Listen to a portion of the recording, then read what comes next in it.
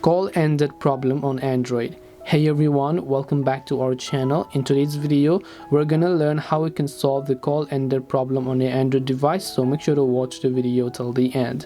Now the call ended problem, it's a message on an Android phone that means the call is no longer in progress, and this could be because you or the other person hung up or the call dropped due to poor cellular coverage. So first of all, I'm just going to disappear my airplane mode over here. Make sure that you are in a place where your network tower is actually working just fine, and make sure that you are receiving messages and so on. Now if you've been receiving messages from your friends, you are receiving calls but you're not being able to place a call, in that case the issue could be with your network or with your carrier. Now aside from that, it could also be that the balance of your phone has been set to 0. So depending upon which carrier service you use, you just have to check the balance.